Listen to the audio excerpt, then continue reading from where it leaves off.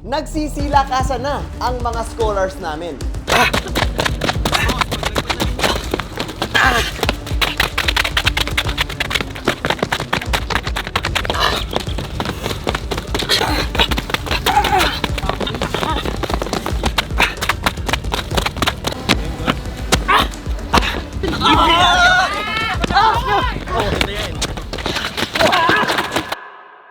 Naalala nyo ba yung ensayo namin noong nakaraan na kung saan halos sumuko ang lahat?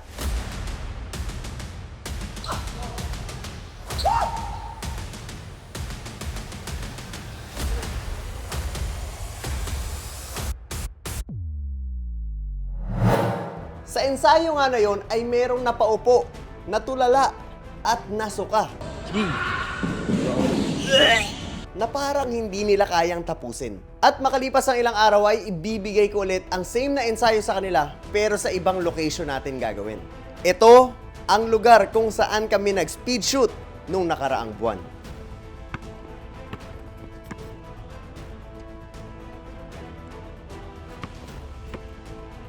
Kung mapapansin nyo guys, ito ay uphill, pataas. At dahil dito, mas magiging mahirap ang ensayo nila ngayon. At dito malalaman natin kung nagsilakasan na ba sila o padadapaing muli ng ensayo na to.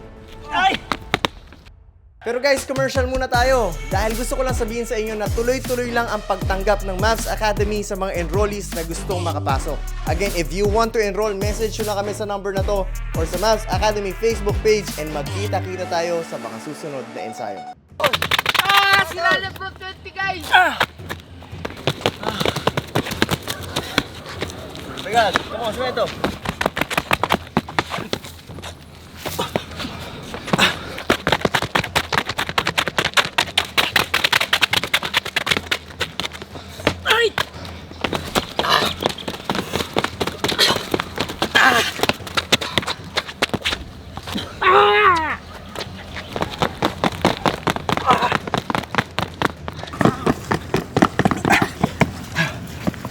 Baba agad, Ariel.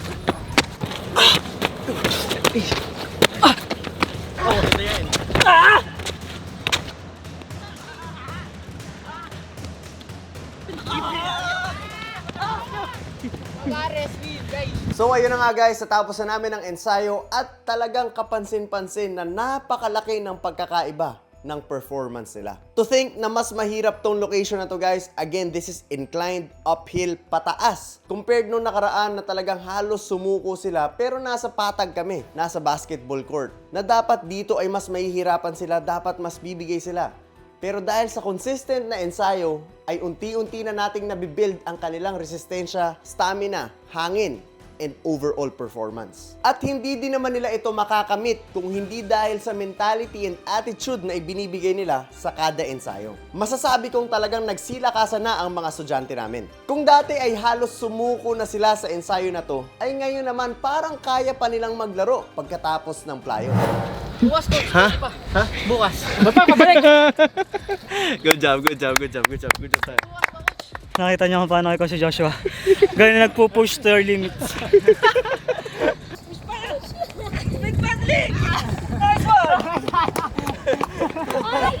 Guys, sipin nyo, ensayo kami 5:30 AM, pahinga ng umaga hanggang tanghali after training, tapos ngayon second training natin of the day. Pero meron pa rin lakas, kaya nakita natin, nag-improve yung strength, yung stamina, lahat.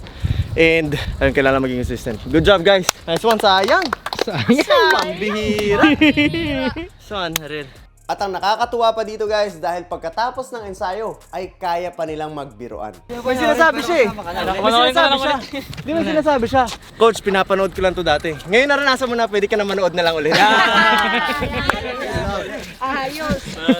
Ayos. Kaya guys, Abangan nyo ang mas malulupit na ensayo na ibibigay ko sa kanila para sa mas malaking improvement. Hanggang dito na lang and magkita-kita tayo sa mga susunod na videos.